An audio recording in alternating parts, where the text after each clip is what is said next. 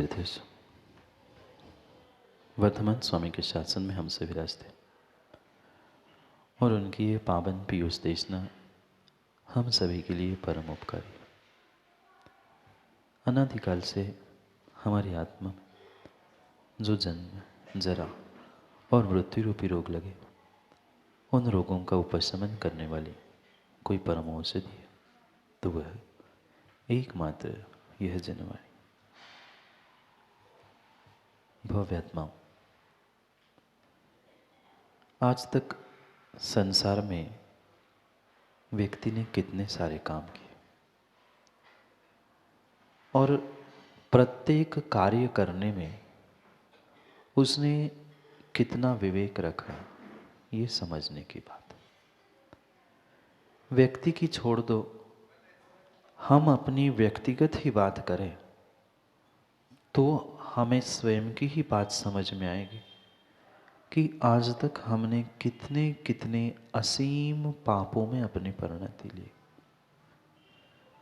बहुत सारा समय तो ऐसा था जब हमारे पास कोई काम नहीं था, कोई कार्य भी नहीं था, पर फिर भी माँ सोचते सोचते कितना सारा पाप हमने कर लिया। मात्र शरीर से, वचनों से ही नहीं, अपितु हमने मन से भी इतने असंख्यात असीम अनंत पाप कर लिए हैं।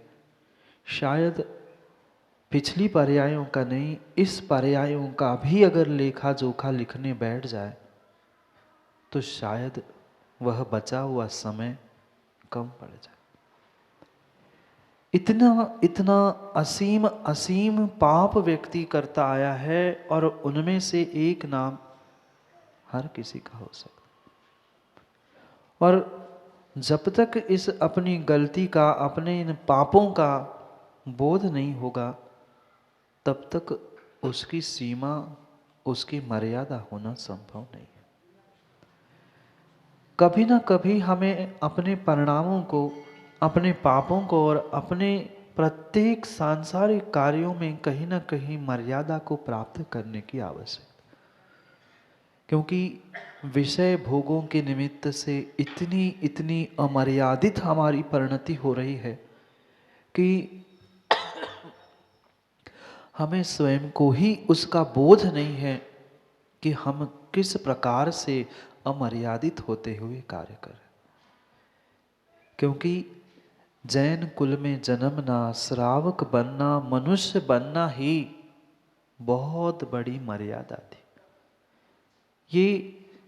ये परम सत्य बात है। जब तक वह नई बहू, माँ घर में बहू आती है, आप भी तो कभी बहू बन के आए थे, जब नई बहू आती है, ऐसे कई क्षेत्रों में रिवाज चलती है, रूढ़ियाँ चलती है कि नई बहू आती है तो उसको देखने जाते हैं ना, घर में देखने भी जाते और हाथ में पैसा भी रखते। कई स्थानों की परंपरा है, क्यों? नई बहू आई है, वो तो पल्लू लेके मर्यादा में है, देख तो लो उनके घर में आई हुई बहू कैसी है। वह बहू को पहले दिन, 2 दिन, 4 दिन, 8 दिन तो व्यक्ति देखने जाता है।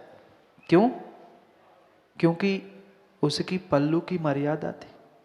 आज कोई देखने आता है? आज देखने की जरूरत ही नहीं, क्योंकि पहले ही सब देख ही लिया। पहले इतनी मर्यादा थी कि जाकर बहू का चेहरा देखना पड़ता था कि बहू काली है, गोरी है, कैसी है, देख तो लूं।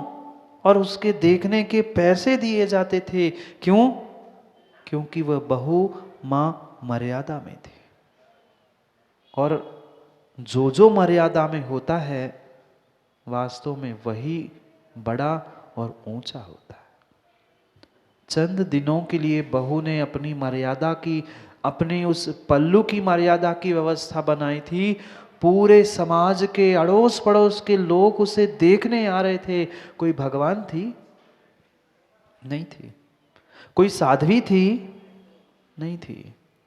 पर कोई साध्वी, कोई भगवान, कोई वह स्वर्ग से उतरने वाली देवी नहीं थी, पर मात्र कुछ दिन मर्यादा में रही थी और उस मर्यादा का फल था कि पूरी समाज उसे देखने आई थी।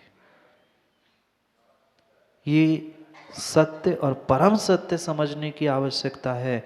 जब तक व्यक्ति मर्यादा में है तब तक वह पूज्य है, और जैसे ही अपनी जैसे ही वह मर्यादा छोड़ देता है, वह चाहे पूजनीय हो चाहे कोई हो, उसकी पूजा समाप्त। एक बहू जिसको मां चेहरा देखने के लिए पैसे देकर आप पहुंचते हो, मात्र चंद कुछ महीने और रुक जाते, छत पे या कहीं गली में खड़े होकर वह बहू और माँ सास लड़ रही है, तो फिर क्या देखने जाओगे दूसरे दिन? नहीं जाएंगे, नहीं जाएंगे। बहू बदल गई थी कि सास बदल गई थी? सास भी वही थी, बहू भी वही थी, पर उसकी परिणति बदल गई थी, उसने अपनी मर्यादा छोड़ दी थी। सबने उसे देखना बंद कर दिया था। जिसको पैसे देकर, फ्री में नहीं देखते, पैसे देकर जिसका चेहरा देखने के लिए गए थे, अब उसको कह दिया जाए मैं पैसे दे रही हूं आप आ जाओ, कोई जाएगा? नहीं। क्योंकि मर्यादा मर्यादा मर्यादा ही व्यक्ति को महान बनाती है। क्यों रामचंद्र बने? राम क्यों बने? राम अपनी मर्यादा में रहे, इसलिए मर्यादा पुरुषोत्तम राम हुए। कितने नारायण, कितने बलभद्र, कितने ऐतिहासिक ऐसे पुरुष हो गए, पर सबके ऊपर रामायण लिख गई? सबका इतिहास लिखा गया? नहीं लिखा गया। कई सारे ऐसे महापुरुष हुए, पर सबका इतिहास नहीं लिखा गया। वे विशेष, सब में विशेष, सब में विशेष क्यों हुए? क्योंकि वे मर्यादा पुरुषोत्तम थे। एक पुरुष ने मर्यादा पालन कर ली, वह पूज्यता को प्राप्त कर लिया। मात्र अरिहंत बने, अरिहंत बन के, सिद्ध बन के वे भगवान बन गए, सो पूज्य है ही। पर एक श्रावक अवस्था में समन पंडित जी कोई अपनी मर्यादा का पालन करते हुए पूज्य बन रहा है, ये बहुत बड़ी बात है, बहुत बड़ी बात है। और उस पूज्यता को प्राप्त करने के लिए सबसे पहले अगर किसी की जरूरत है तो मां मर्यादा की जरूरत है। आज की मर्यादा शेष ही नहीं बची। न घर, न परिवार, न समाज, न मंदिर, न देव, न शास्त्र, न गुरु, न भोजन, किसी भी प्रकार से कोई मर्यादा शेष ही नहीं बची। और जब तक मर्यादा पुनः प्रारंभ नहीं होगी, समाज की और धर्म की स्थिति पुनः मर्यादित होने वाली नहीं। पहले वो भी समय था संजय भाई, कोई ऐसा हाथ करके सांप के ऊपर उंगली नहीं उठा सकता था। घर के सामने जाते थे तो गर्दन नीचे करके निकलते थे। आज तुम्हारी कॉलर पकड़ने के लिए भी लोग खड़े हैं। क्यों? गलती उनकी नहीं है, बिल्कुल गलती दाव उनकी नहीं है। गलती व्यक्तिगत व्यक्ति की है, जिसने उंगली उठाने जैसा काम करना प्रारंभ किया। तू अगर अपने मर्यादा में रहता तो तेरे ऊपर कौन क्यों उंगली उठाता? फिर उठाने वाला उठाता भी तो अपने आप चुप हो जाता, जैसे राम और सीता पर उठाई थी। उठाने वाले ने तो भगवानों पर भी उंगली उठाई, पर कर कुछ पाए? कुछ नहीं कर पाए। पर आज हम पे अगर आंच आ रही है, कोई उंगली उठ रही है, उसका श्रेय दूसरे के हाथ में नहीं है, अपितु अपने स्वयं के हाथ में। हमने उन मर्यादाओं को पता नहीं कौन से खूंटी पे टांग दिया है। किसी भी प्रकार की मर्यादा, भोजन, पानी, कपड़े, लत्ते, किसी की भी मर्यादा आज शेष ही नहीं बची। बुजुर्गों की तो घर में पता नहीं ऐसी ऐसी कीमत कर दी है कि घर के कचड़े की भी ज्यादा कीमत हो। हाँ, ऐसी स्थिति है सुमन पंडित जी, ऐसा नहीं, ऐसी है। घर के कचड़े को तो फिर भी म्युनिसिपालिटी की गाड़ी लेने आती है, बुजुर्गों को तो वो भी लेने नहीं तैयार। क्यों?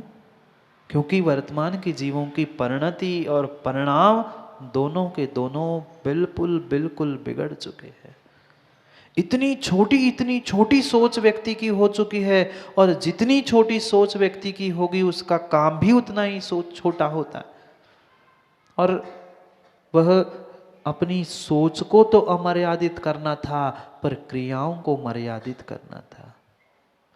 भूल गया व्यक्ति, जहां मर्यादाएं थी वहां अमर्यादित काम प्रारंभ हुआ, और जहां अमर्यादित हमें सोच और श्रद्धा देव शास्त्र गुरु के चरणों में करनी थी, वही हमने आपको संकुचित और मर्यादित किया।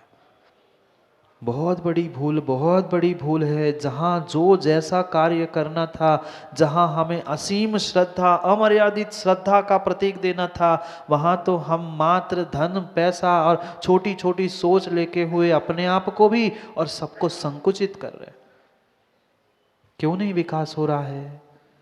पैसे, धन, सब कुछ सबके पास होने पर भी व्यक्ति की निजी और सामाजिक जो छोटी सोच है, उस कारण से व्यक्ति उन्नति नहीं कर पा रहा।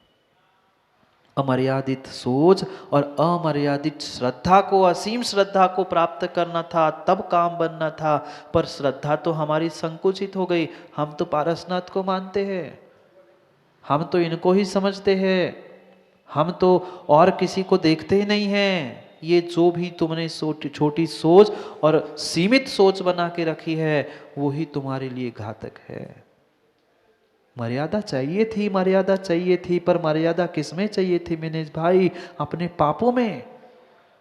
मर्यादा चाहिए थी हमारी क्रियाओं में, मर्यादा चाहिए थी बुजुर्गों से, मर्यादा चाहिए थी भोजन पानी आदि की। वो सब मर्यादा हमने जाके धाबे पे ही रख दी है। देखो ना, देखो अभी छुट्टियां है, कौन कहाँ कहाँ मिलता है सबको ही पता है, सब ने कहाँ कहाँ जाने का प्रोग्राम बना लिया है, वो सब जानते। विचार करने जैसी बात है। जो ये अरहंतों की भूमि है, मर्यादा पुरुषोत्तम राम की भूमि है, उस मर्यादा पुरुषोत्तम के राम का नाम तो ले रहे हैं, पर काम बेमर्यादित करे, अमर्यादित करे। मात्र नाम लेने से शिखर पंडित जी काम नहीं होगा। उन्होंने तो अपनी मर्यादा का पालन करते हुए, कितनी बड़ी मर्यादा। वह राजा था, पति भी तो था साथ में, पर फिर भी पत्नी पर उंगली उठी, पत्नी को भी घर से बाहर कर दिया। ठीक है, धर्म नीति, कर्म नीति और राजनीति ये सब भिन्न भिन्न हैं। धर्म नीति यही कहेगी कि उसके पाप का उदय था, असाता वेदनी का उदय था, तो उसे जाना पड़ा। पर राजनीति कहती है वही धर्मात्मा, वह मर्यादा पुरुषोत्तम था, जिसने राज्य की और पूरी समाज की सुरक्षा के लिए अपनी पत्नी को भी जंगल भिजवा दिया। ठीक है, प्रत्येक अनुयोग का अभिप्राय भिन्न भिन्न आएगा, पर ये मर्यादा को भी तो समझना होगा। कितनी मर्यादा होगी उस जीव की। क्या गजब की सोच होगी उस जीव की। क्या वास्तव में उसको सुमंत पंडित जी रामचंद्र जी को वनवास दिया था?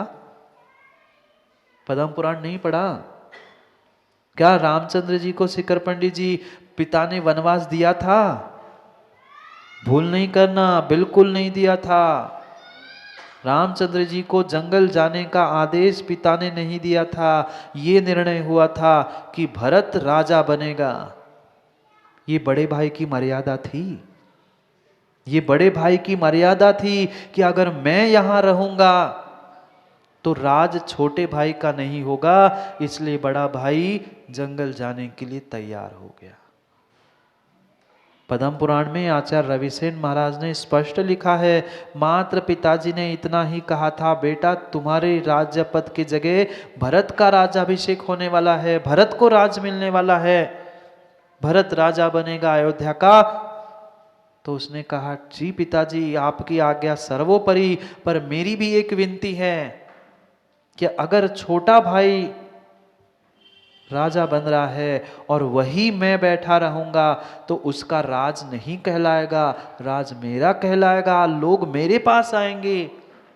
इसलिए उसने अपना घर परिवार और सब छोड़कर वनवास जाना स्वीकार किया। ये होती है मर्यादा। क्या इतनी मर्यादा है हमारे पास? हम होते, हमारा जैसा कोई होता तो तुरंत खड़े हो जाता कटघरे में, नहीं 2 टुकड़े करो, 5 टुकड़े करो, आधा इसका, ये इसका, वो उसका, तो मैं रहूंगा, नहीं तो मैं कोर्ट में मिलते। कुछ नहीं कहा था, कुछ भी नहीं कहा था। ये तो उनकी, ये सब बहुत सारी बातें कही सुनी है, ये कोई वर्षों की गणना और ऐसा कुछ नहीं था। पूर्ण हुआ और वे वापिस आए थे, ऐसा ही उल्लेख है। पिता ने नहीं कहा था कि तुम्हें 14 वर्ष रहना है। कहा, किसी ने नहीं कहा था कि तुम जंगल जाओ। ये तो उसकी स्वयं का विवेक और स्वयं की मर्यादा थी कि मैं अगर वहां रहूंगा तो छोटे भाई का राज नहीं कहलाएगा, इसलिए वो सब राज कारभार और भवन भी छोड़कर चले गए थे। ये होती है मर्यादा। आज का कोई इंसान होता तो तुरंत खड़ा हो जाता, दूसरे दिन लिफाफा घर में पहुंच जाता, 8वें दिन तुम्हें कोर्ट में खड़े होना है, पिता को भी, माँ को भी, भाई को और सबको। एक एक उन मर्यादा पुरुषोत्तमों की बात तो सोचो, विचार तो करो। मात्र पुरुष ही नहीं, उस महिला की भी कितनी मर्यादा थी, उस सीता की भी कितनी मर्यादा थी। क्या सीता को जंगल भेजा था? सीता को जंगल भेजा था? नहीं, स्वयं से गई, स्वयं से गई। वह रामचंद्र जी, जहां जहां मेरे पति है वही मैं भी रहूंगी। समझाया था रामचंद्र जी ने, तू कहाँ जंगल में अकेली भटकेगी, कांटे कंकड़ कहाँ तू सोएगी। पर उसने कहा नहीं, जहां मेरे स्वामी, जहां मेरे पतिदेव है वही वही मैं रहूंगी। आज की नारी क्या करती? आज की माँ क्या करती? पुनः आने के बाद, इतने कष्ट झेलने के बाद भी, पुनः जैसे सुख के दिन आए थे, पुनः रामचंद्र जी ने उसे जंगल भिजवाया था। जंगल जाती भी वर्तमान की कोई स्त्री, कोई माँ, तो पहले जंगल जाने से पहले कोर्ट में खड़ी होती और कहती नहीं, पहले इंसाफ करो, मेरा भी 50% का अधिकार है। सोचो, एक एक जीवों की मर्यादा के बारे में सोचो। उन्होंने इतनी इतनी मर्यादा का पालन किया, तभी तो वे पूज्य है आज। पुनः आने के बाद, इतने कष्ट झेलने के बाद भी, पुनः जैसे सुख के दिन आए थे, पुनः रामचंद्र जी ने उसे जंगल भिजवाया था। जंगल जाती भी वर्तमान की कोई स्त्री, कोई माँ, तो पहले जंगल जाने से पहले कोर्ट में खड़ी होती और कहती नहीं, पहले इंसाफ करो, मेरा भी 50% का अधिकार है। सोचो, एक एक जीवों की मर्यादा के बारे में सोचो। उन्होंने इतनी इतनी मर्यादा का पालन किया, तभी तो वे पूज्य है आज। क्यों गणधर बनने वाली है वो सीता? क्यों वो तीर्थ भगवान बन के मोक्ष चले गए रामचंद्र जी? क्योंकि जीवन भर उन्होंने उस मर्यादा का पालन किया था। माँ भले ही स्त्री पर्याय हो, जरूरी नहीं है प्रत्येक प्रत्येक स्त्री पर्याय में जन्म लेने वाला जीव तत् परिणति से परिपूर्ण युक्त हो। चाहे तो हम सुधार भी कर सकते। क्या सीता अंजना जैसे हम अपने पर्यायों को ढाल नहीं सकते? अपने परिणामों को नहीं ढाल सकते? क्या अपने आप को मर्यादित नहीं कर सकते? कर सकते हैं। आचार्य भगवत श्रावकों को समझा रहे हैं, आप श्रावक हो तो कम से कम मर्यादित पापों में तो जियो। ये परम सत्य है। उत्कृष्ट मार्ग, राजमार्ग, दिगंबर मुद्रा पूर्ण रूप से पापों को छोड़ने की है, पर वो नहीं कर पा रहे हैं तो कम से कम श्रावक बन के पापों की सीमा तो बांध लो। मैं मात्र मात्र मात्र विनेश भाई 50 करोड़ अरब खरब इतना ही रखूंगा, उसके आया हुआ मेरा नहीं है। क्या इतना भी नियम नहीं ले सकते? क्या माँ इतना भी नियम नहीं ले सकते? दिन में हम 50 बार मुंह झूठा करेंगे, उससे ज्यादा नहीं करेंगे। कोई खाता नहीं 50 बार, पर कह रहा हूं, क्या इतना भी नियम नहीं ले सकते? जब तक हम नियम नहीं ले रहे, जब तक अपने आप को मर्यादित नहीं कर रहे, जब तक अपने आप को संयमित नहीं कर रहे हैं, तब तक आश्रव जारी है पूर्ण पापों का। जब तक बुद्धि पूर्वक हमने पापों का त्याग नहीं किया है, नियम नहीं लिया, संकल्प नहीं किया, तब तक बराबर हमें पापों का आश्रव जारी है, एक क्षण भी रुकने वाला नहीं है। इसलिए जितनी शक्ति है शक्ति से 10 गुना करो ना। हमारी शक्ति है हम दिन में 5 ही बार खाएंगे, मैं कह रहा हूं 50 बार खाने का नियम लो, 50 से ज्यादा नहीं खाऊंगा। पर हर कोई नहीं ले सकता, हर कोई नहीं ले सकता। जिसने नरक आयु का बंध कर लिया है वह कभी भी नियम मर्यादा संकल्प नहीं ले सकता। सुन लेगा, जान लेगा, मान लेगा, पर जीवन में उतार नहीं पाएगा। उतारने के लिए दृढ़ दृढ़ संकल्प शक्ति की आवश्यकता है। इतनी इतनी इतनी आवश्यक जीवन में मर्यादा है। अभी तो बंगेला जी, लोगों को अभी लोक व्यवहार का भी बोध नहीं है। बातें शिखर पंडित जी कितनी ही व्यवहार की कर ले, सुमन पंडित जी व्यवहार के गुणगान गाते रहे, पर अभी पंडित जी लोक व्यवहार का भी बोध लोगों को नहीं है। व्यवहार भी पाई चाहिए पड़ेगा, पहले लोक व्यवहार, फिर व्यवहार और फिर निश्चय, तब जाके लक्ष्य की प्राप्ति होगी।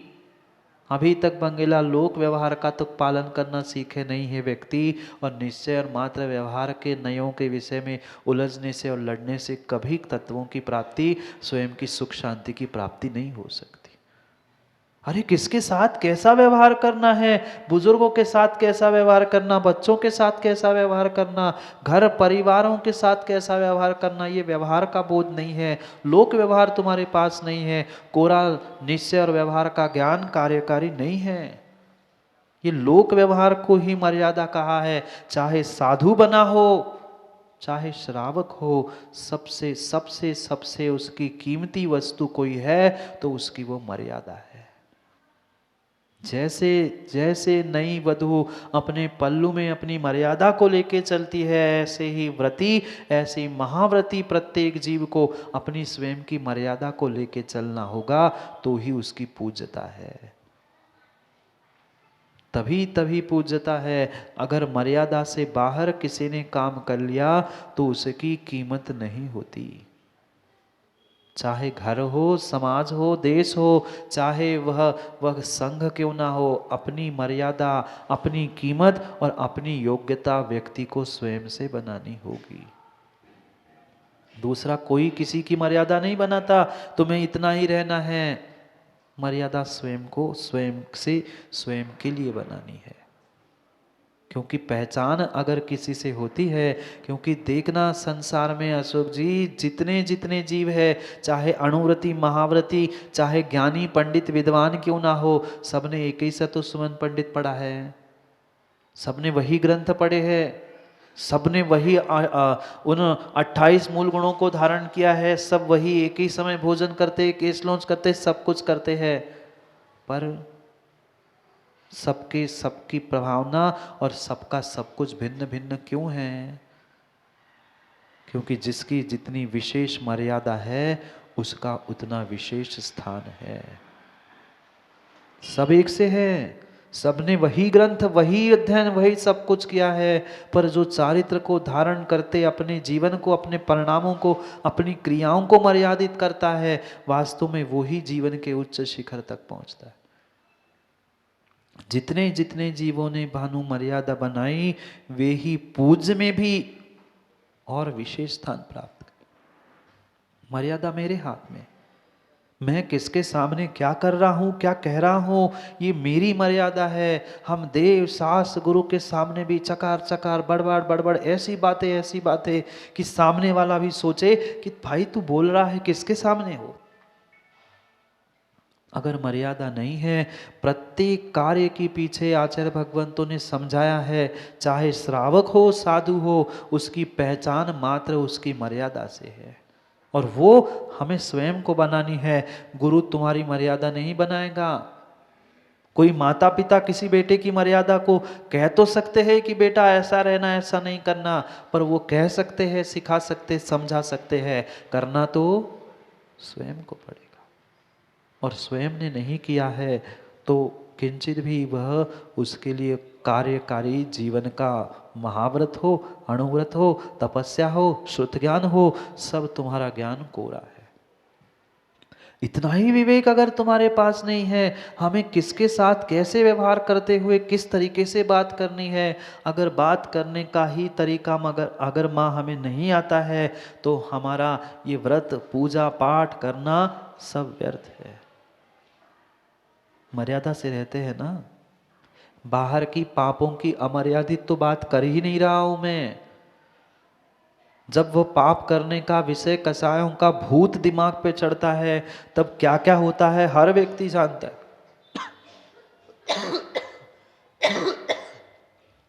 बात उसकी नहीं चल रही, वो तो अमर्यादित कर रहे, उसे तो मर्यादित करना ही था, पर और भी जहां हमें मर्यादित रहना ही था, ऐसे देवशास्त्र गुरु के सानिध्य में भी हम कितने मर्यादित रहते हैं। अगर वहाँ भी मर्यादित नहीं है, तो हम कभी भी उच्च स्थान को, सम्मान को प्राप्त होने वाले नहीं हैं, बिल्कुल नहीं। कहाँ पर कितनी बात करना, कहाँ पर किस प्रकार से बैठना, आदि आदि सब मर्यादाएं है। ये सब दीपक भाई सीखने की आवश्यकता है, क्योंकि ये पक्का है, आप जितने जितने कार्य करते करते ऊपर बढ़ोगे, चाहे ज्ञान के क्षेत्र में बढ़ो, चाहे चारित्र के क्षेत्र में बढ़ो, चाहे समाज सेवा के क्षेत्र में बढ़ो, आप जितनी ऊंचाई को प्राप्त करोगे, आप जितने ऊंचे बैठोगे, उतने ही नीचे से देखने वाले लोग अधिक होंगे। आप तो पप्पू भाई एक माना कि कोई व्रती बन गया, महाव्रती बन गया, तुम्हें तो देखने वाले बेटा, तुम तो अपनी 2 आंखों से देखोगे। कितने आंखों से? मात्र और मात्र तुम 2 आंखों से सबको देखोगे, पर तुम्हें देखने वाली हजारों आंखें हैं, ये भूल मत करना। अगर ये बोध हो जाएगा तो संसार का, समाज का प्रत्येक प्राणी अपनी मर्यादा में रहेगा, और प्रत्येक प्राणी अपनी मर्यादा में अगर रहेगा तो पक्का है फिर समाज भी मर्यादा में ही हो जाएगी। पर हर व्यक्ति यही सोचता है कि मैं क्यों ना हूं, वो नहीं कर रहा, उसको भी तो करना चाहिए, मैं अकेले करने से क्या होगा। और ऐसा कहते कहते कहते बेचारे सभी अमर्यादित हो गए और सबने अपना काम बिगाड़ लिया। सबको व्यक्तिगत अपने अपने उस व्यवहार, लोक व्यवहार की विषय को समझना होगा। जिसके पास लोक व्यवहार नहीं है, जिसके पास मर्यादा नहीं है, उसने अपने अपने आप का, अपने आप के अपने हाथ से ही आत्मघात कर लिया। मात्र बहिरंग रूप से नहीं, अंतरंग रूप से भी हमें समझने की आवश्यकता है। अगर हम बुजुर्गों का, देवशास्त्र गुरु का मर्यादा से, अगर उनकी योग्यता से परिपालन करने की शक्ति नहीं रख रहे हैं, तो उनका काम बिगड़े नहीं बिगड़े, पर हमने अपना काम तो बिगाड़ लिया। सामने वाले का काम बिगड़े नहीं बिगड़े, पर हमने अपनी मर्यादा को छोड़ते हुए, अपने लोक व्यवहार को छोड़ते हुए जो जो कार्य किया है, उस मर्यादा के लोभ से हमने अपने स्वयं का आत्मघात कर लिया। ऐसे भी जीव है जिनको आज तीव्र पुण्य के उदय में ये बात समझ में नहीं आती है, नहीं आ रही है कि मैं कितनी बड़ी भूल और कितनी बड़ी गलती कर रहा हूं। क्यों भूल जाते हैं श्रावक अपनी अपनी मर्यादा? क्यों भूल जाते साधु अपनी अपनी मर्यादा? क्यों भूल जाता है कि इंसान अपनी इंसानियत की मर्यादा? ना इंसान की इंसानियत की मर्यादा बची है, न धर्म की, धर्मात्मा की धर्म की मर्यादा बची है। किसी की कोई मर्यादा ही शेष नहीं है। बची है मां मर्यादा? नहीं बची।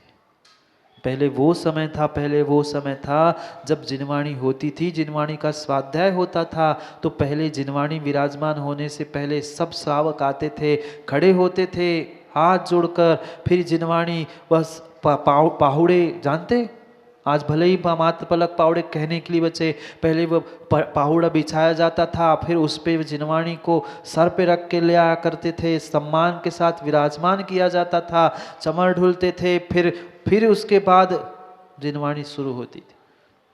आज पहले जिनवाणी और गुरु आके बैठते हैं और उनके बाद हम पहुंच जाते हैं, और उनके जाने से पहले हम खिसक जाते हैं।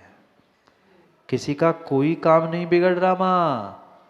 काम अगर इस देव शास्त्र गुरु की मर्यादा का पालन नहीं करने से बिगड़ रहा है, तो व्यक्तिगत व्यक्ति के स्वयं का बिगड़ रहा है। कायदा तो यही था, देव शास्त्र गुरु से पहले हमें उपस्थित होना चाहिए था, पर हम उनके बाद में आते हैं और उनके पहले चले भी जाते हैं। सोचने विचारने जैसी बात है कि आज कहाँ रह गई मर्यादा। माँ, घर परिवार की मर्यादा तो ठीक ही ठाक है, उसकी तो मैं कहने लग जाऊंगा तो आपकी गर्दन ही ऊपर उठना बंद हो जाएगी, उसकी कहने की आवश्यकता नहीं है। पर कम से कम इतनी तो मर्यादा हो हमारे पास कि हम देव शास्त्र गुरु के पास कैसे पहुंच रहे हैं। किसी को भी खुले माथे कभी देव शास्त्र गुरु के सामने नहीं जाना चाहिए, चाहे पुरुष हो चाहे महिला हो। पुरुषों ने तो कई वर्ष पहले ही टोपी पहनना और अपने सर को ढाकना बंद कर दिया, आजकल महिलाएं भी भूल गई। कम से कम देव शास्त्र गुरु के सामने तो पल्लू चाहिए, कम से कम सर तो ढकना ही चाहिए। ये विनय है, ये मर्यादा है। ये मत कह देना बंगेला क्या होता है महाराज इन फालतू बातों से, आत्मा का ध्यान करने से निर्जरा होगी, कर्मों की इससे नहीं। ये विनय है, ये लोक व्यवहार है।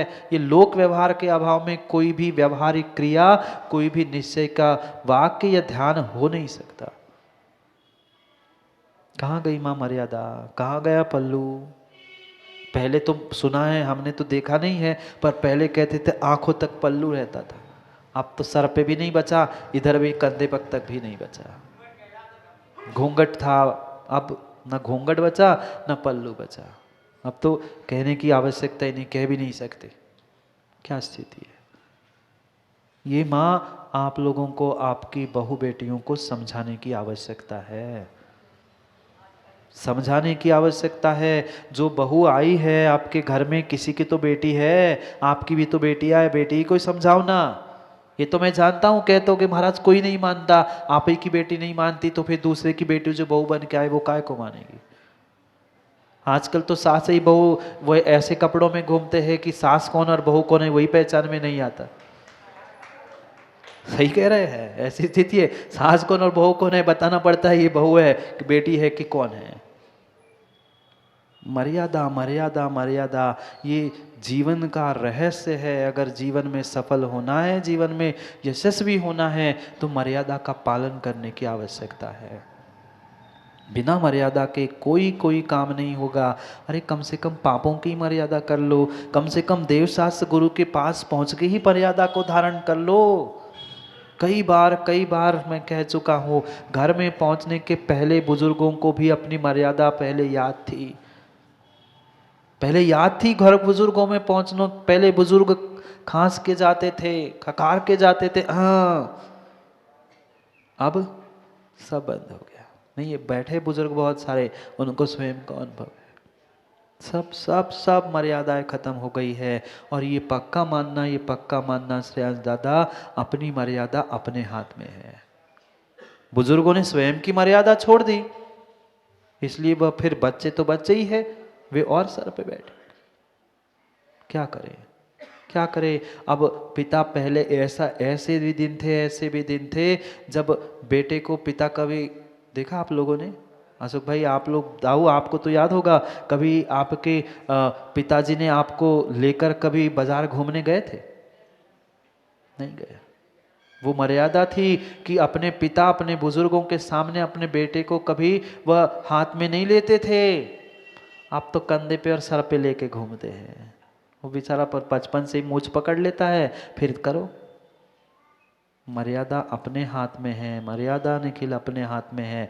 हमने अपनी मर्यादा छोड़ दी, बेटा अपनी मर्यादा छोड़ देगा, ये पक्का है। आज नहीं समझ में आएगा, पर भविष्य में समझ में आएगा।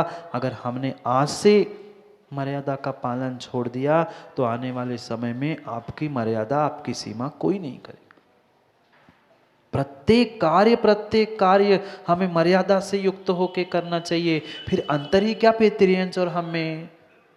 त्रियंच भी उस विषय वासनाओं से युक्त होकर भोगों को भोगता है, और पर इतना अंतर है कि वो रोड पे कहीं भी जहां उसका मन करे वो करने लगता है। पर इंसान बने हैं, कम से कम पाप करते समय आगे पीछे सोचे, देखे तो कि हम क्या कर रहे हैं। अगर ऐसी सोच ऐसी दृष्टि नहीं है तो फिर क्या कहे और क्या नहीं। एक एक एक एक पापों की ऐसी ऐसी असीम परिणति हमारी हो चुकी है कि कोई कोई मर्यादा बची ही नहीं है। सास बहू, वह बहू सास ससुर सब मिलके एक साथ डाइनिंग टेबल पे चल रहे बेचारे रात में, अब क्या मर्यादा। इधर टीवी चल रहा है, वो सास बहू के झगड़े देख रहे टीवी पे और वहीं पे रोटी के टुकड़े खा रहे हैं। ये पक्का मानना, जैसे माँ संस्कार होंगे वैसी आने वाली संस्कृति होगी। ये हमारी संस्कृति नहीं है, न भारतीय संस्कृति है न जैन संस्कृति है। ये मर्यादा ही भारत की संस्कृति है और संस्कृति का दूसरा नाम ही मर्यादा है। सब मिलके एक साथ डाइनिंग टेबल पे चल रहे बेचारे रात में, अब क्या मर्यादा। इधर टीवी चल रहा है, वो सास बहू के झगड़े देख रहे टीवी पे और वहीं पे रोटी के टुकड़े खा रहे हैं। ये पक्का मानना, जैसे माँ संस्कार होंगे वैसी आने वाली संस्कृति होगी। ये हमारी संस्कृति नहीं है, न भारतीय संस्कृति है न जैन संस्कृति है। ये मर्यादा ही भारत की संस्कृति है और संस्कृति का दूसरा नाम ही मर्यादा है। भले ही आज कह दे कि पाश्चात्य संस्कृति संस्कृति, वह संस्कृति नहीं है। जहाँ मर्यादा है वही संस्कृति होती है, जहाँ संस्कार है वही संस्कृति है। सब सब सब समाप्त हो गया है। इसलिए शिवकोटि स्वामी को कहने पड़ रहा है, मन की बात नहीं मुकेश भाई, यहाँ लिखा है देखो, अगली 62 नंबर के श्लोक में आचार्य शिवकोटि स्वामी स्वयं कह रहे हैं कि भाई कुछ तो सब अपनी मर्यादा को प्राप्त करो। और अगर हमारे पास मर्यादा नहीं है तो ये पक्का मान लेना, आज तो हम अमर्यादित होकर पाप कार्य कर रहे हैं, कल पुनः तुम्हें जब दुख मिलेंगे, कष्ट मिलेंगे, लोग तुम्हारा अपमान करेंगे, तब किसी से मोहित कहने मत आना कि अरे हमारे से तो ऐसे ही कहते हर कोई। आज हमने अपने हाथ से अपनी कीमत कम की है। स्वयं को अपनी कीमत, अपनी मर्यादा, अपना सम्मान रखने की आवश्यकता है। सम्मान की भूख मत रखो, पर कम से कम मर्यादित तो रहो। एक एक क्रिया में मर्यादा की आवश्यकता है। देव शास्त्र गुरु इनके सन्निधि को प्राप्त करते हुए तो विशेष मां मर्यादा की आवश्यकता है। कितनी मर्यादा है। अगर हम अनावश्यक रूप से दे बातें, मुंह ही नहीं बंद हो रहा है। देव शास्त्र गुरु का कुछ घाटा नहीं है, गुरु का कुछ घाटा नहीं है। अगर वह घाटा किसी का है तो वह तुम्हारा है। लोग यही कहेंगे, अरे यार कितनी चबर चबर करते, थोड़ी तो शांत बैठा करो, पर नहीं बैठ सकते। और जब तक ये मर्यादा जीवन में नहीं आएगी, तब तक जीवन में सम्मान और पूज्यता को व्यक्ति प्राप्त नहीं हो सकता। स्वयं के हाथ में है, अपनी मर्यादा में किस प्रकार से बना के रखूं।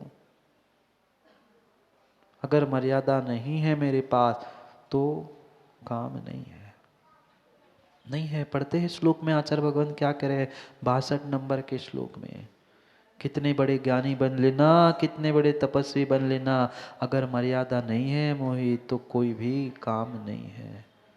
पढ़ो 62 नंबर के श्लोक में कहा है, स्वकीयः परकीया वा मर्यादा लोपनीयो नरा न माननीया किम तेषाम् तपो वा श्रुतमेव च। पढ़ो एक साथ।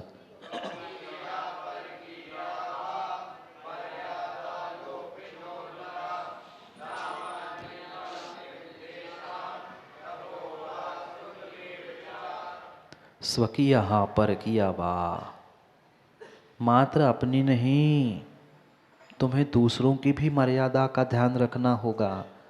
आप तो श्रावक हो, आप तो अमर्यादित काम करके चले जाओगे, पर आप भगवान और गुरु के सामने बैठकर अमर्यादित काम कर लोगे तो तुम्हारे अमर्यादित काम से तुम्हारे गुरु, तुम्हारे भगवान बदनाम हो जाएंगे। इतना ध्यान रखना। ऐसी भक्ति, ऐसा विवेक, इतना विवेक रखने की आवश्यकता है कि मेरा एक गलत कदम, मेरा एक गलत निर्णय मेरे साथ मेरे गुरु, मेरे भगवान और मेरी जिनवाणी, मेरे धर्म को बदनाम करने वाला तो नहीं हो। व्यक्ति नहीं सोच पाता। तीव्र जब कषाय का उद्रेक आता है, तीव्र उदय आता है, तो विवेक ही भूल जाता है कि मैं देवशास्त्र गुरु के स्थान में बैठा हूं और मेरी उनसे पहचान है और उनसे मेरी पहचान है। क्योंकि न धर्मो धार्मिक विना धर्मात्मा के अभाव में, सुमन पंडित जी, धर्म नहीं है। धर्मात्मा की मर्यादा नहीं है तो धर्म की मर्यादा नहीं है, धर्मात्मा की मर्यादा नहीं है तो देवशास्त्र गुरु की मर्यादा नहीं। भूल जाता है व्यक्ति। आपस के मात्र और मात्र मान कसाय के पीछे, स्वयं के संघर्ष के पीछे व्यक्ति सब भूल जाके उस धर्म को भी आजकल व्हाट्सएप, टीवी, दुनिया भर के जो सोशल मीडिया में वह घुमाया जा रहा है, वह परिपूर्ण रूप से हम अपनी मर्यादा भूल रहे, जिसके कारण से धर्म की मर्यादा नष्ट हो रही। किसको रखनी थी मर्यादा? हमें अपनी मर्यादा को धारण करना था। और हर व्यक्ति अगर मर्यादा का पालन करेगा तो धर्म की और समाज की मर्यादा तो अपने आप बनती रहती। पर क्या करे, आजकल स्पर्धा चलती है व्हाट्सएप पे, सबसे पहले पोस्ट मेरी, इसने ऐसा उसने वैसा। भाई पहले अपनी भी और अपनी धर्म की मर्यादा को तो ध्यान रखो, क्योंकि हमने ही अगर मर्यादा छोड़ दी भावुकतावश, मात्र कसाय राग द्वेष के निमित्त से, तो कोई भी तुम्हारी सुरक्षा करने आने वाला नहीं है। ये किसी को किसी भी प्रकार का बोध नहीं है कि कौन क्या है और कौन क्या है। वे नाम का अंतर नहीं जानते, कौन पारसनाथ कौन आदिनाथ। उन्हें तुम्हें पता है ये जैनियों के भगवान है, ये जैनियों के गुरु है। और हम ही कह के अपनी मर्यादा भंग कर लेते हैं और फिर रोते बैठते हैं कि हमारे साथ ऐसा क्यों होता है। होने का कारण यही है कि हम अपनी भी मर्यादा भूल चुके हैं और सामने वालों की भी मर्यादा भूल चुके हैं। स्वकीया परकीया वा, स्वयं की या पर की, दोनों मर्यादाओं का मर्यादा लोपिनो नरा, अगर उसका लोप करता है, लोपिनहा यानी लोप करने वाला जो है, कौन? नरहा, जो पुरुष, जो इंसान, जो मनुष्य, जो श्रावक, जो श्राविका स्वयं के साथ साथ दूसरे की भी मर्यादा का लोप करते हैं। क्योंकि ये स्वाभाविक सी बात है, एक की मर्यादा का लोप पूरे घर, पूरे समाज, पूरे देश, राष्ट्र को भोगना पड़ता है। एक व्यक्ति घर का गलत काम कर लेता है, पूरा परिवार, पूरा कुटुंब समाज से और देश से बाहर हो सकता है। और तनक मात्र छोटे से विषय कषाय के पीछे, मात्र भोगों की पापों की परिणति के पीछे व्यक्ति अविवेक से काम कर बैठता है और प्रत्येक अविवेक से किया गया अमर्यादित काम उसे दुख में ही परिवर्तित करने वाला है। स्वयं को समझने की और समझाने की आवश्यकता है।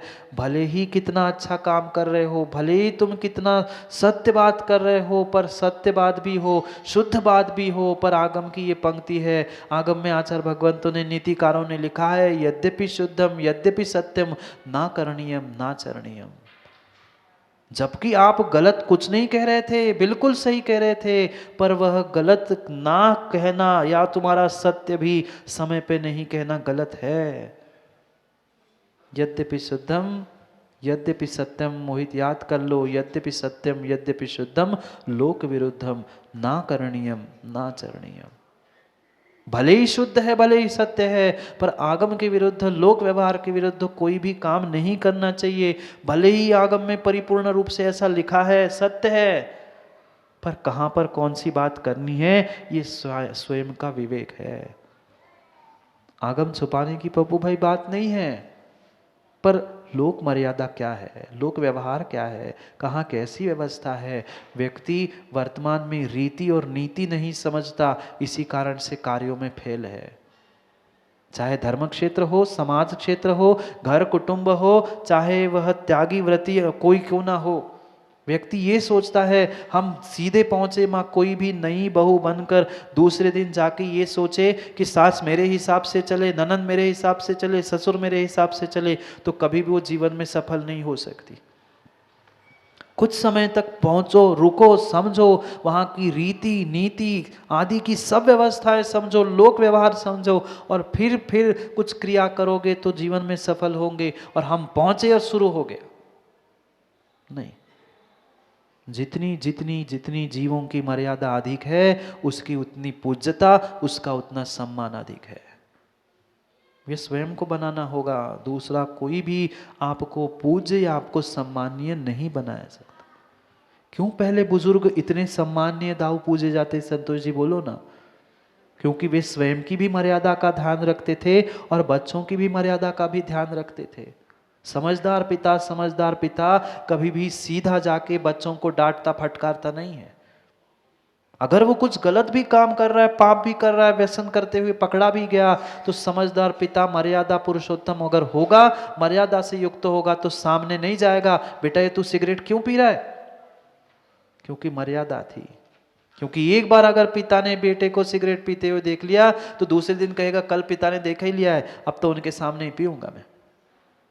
समझदार मर्यादा से युक्त पिता स्वयं कभी सामने नहीं जाए गलती करते हुए बेटे को, उसको जो समझा सकता है या बेटा जिसकी सुनता है, उस मित्रों के थ्रू उसको समझाएगा, बेटा ऐसा मत कर, यह है मर्यादा। आज तो लोक व्यवहार मर्यादा तो पता नहीं कहां बेचे के आ गए हैं लोग। क्यों नहीं मानता बेटा माँ बात आपकी? क्योंकि आप मर्यादा में रह के कभी सिखाते नहीं, समझाते नहीं है। कुछ किया कि हमने दिए 2 बजा के, वो कहता क्या होगा, 2-4 फटके लगा देगी मार, हो गया काम, मुझे जो करना है मैंने कर दे। अब कहो डांटे ही खानी पड़ेगी ना, मारे ही खाना पड़ेगी, और क्या करो।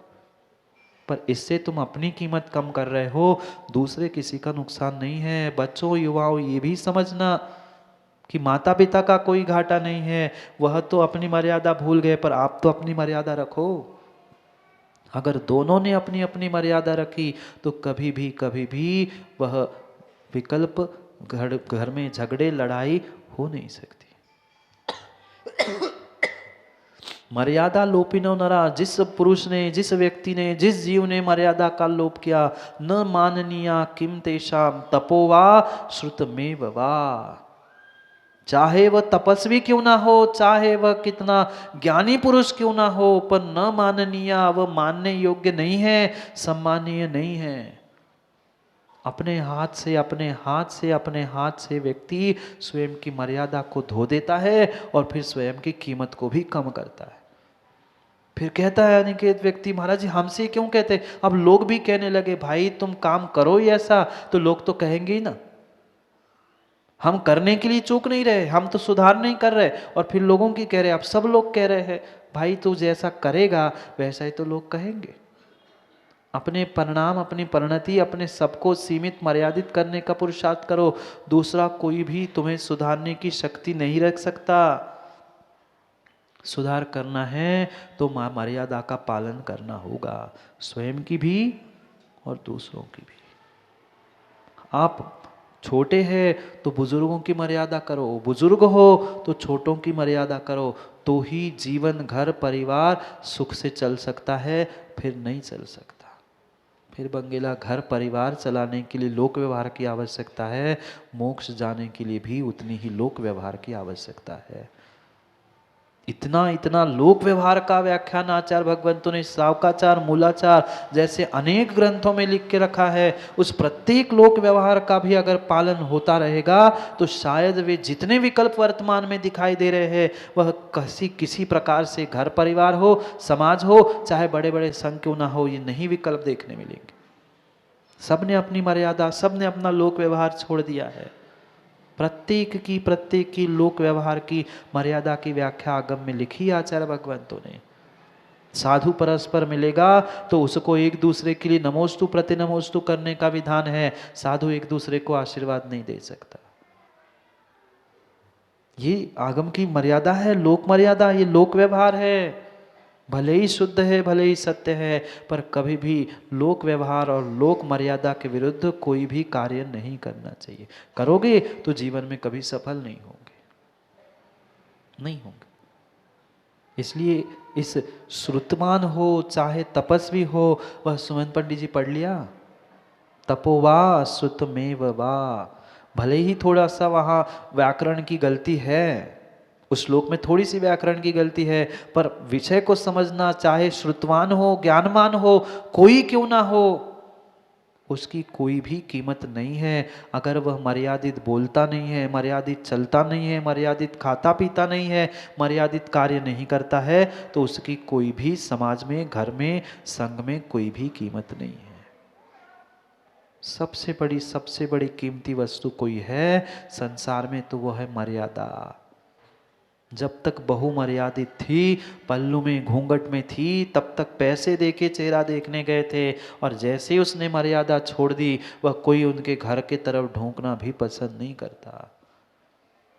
ऐसा ही है, अगर आप श्रावक भी हो, साधु भी हो, तो भी शिवकोटि स्वामी कह रहे हैं कि तुम अपनी मर्यादा का पालन करो, तो ही तुम अपने आप में अपने जीवन को सफल बनाने के लिए कुछ निमित्त या कार्यकारी उपाय प्राप्त कर सकते हो, अन्यथा कोई नहीं, कोई नहीं कर सकता। समय हो गया, समय हो गया। घड़ी नहीं दिखती क्या? घड़ी भी है? समय हो गया है मंत्री जी, क्या करें? देखते देखते पता ही नहीं चला कब शुरू हुआ था और कब समाप्त होने वाला है। बस अब 4 और 5 कुछ श्लोक बचे हैं, समझो और सोच से स्वीकार करो, क्योंकि सबसे सबसे सबसे बड़ी श्रेयांश भाई जीवन की अगर कोई कसौटी है, जिस व्यक्ति ने अपनी मर्यादा की कसौटी में जीवन को परख लिया है, जीवन को कस लिया है, वह भले ही ज्ञान में कम हो, तपस्या में कम हो, बाकी सब कुछ स्वीकार है, पर मर्यादा चाहिए। कब, कहाँ, क्या, किस समय पर कहना, बोलना, खाना, पीना, उठना, प्रत्येक क्रिया में श्रावक के लिए मर्यादा आवश्यक है, मात्र श्रावक नहीं। रे साधु, मैं अपने आप को कह रहा हूँ, हे साधु, तुम्हारी अगर पूज्यता तू चाहता है, सम्मान अगर चाहता है, सब एक से है, सबके व्रत एक से है, पर जितनी तुम्हारी मर्यादा अधिक, तुम्हारी पूज्यता उतनी अधिक। एक श्रावक तो मर्यादा पुरुषोत्तम बन गया, और क्या आप नहीं बन सकते? सोचना, कल करेंगे उस जीव की मर्यादा की भी बात, जिसने अपने व्रतों को धारण करते हुए अंतिम पड़ाव तक पहुंचने का प्रयास किया। क्योंकि कुछ लोग आज धनतेरस बना रहे हैं, कुछ कल मनाएंगे, तो दोनों इकट्ठी है, तो अपन तेरस को कल समझेंगे कि वास्तव में धन है, कि कितना धन कैसा कमाना है, वो भी कल समझेंगे। हाँ, कल आचार्य भगवान समझाने वाले, जिनको धन चाहिए ना, आ जाना धन प्राप्त करने के लिए। दुकान बंद करके आएंगे सब लोग, पर धन सच्चा यही मिलेगा। वहाँ का तो धन संजय भाई आज है और कल नहीं है।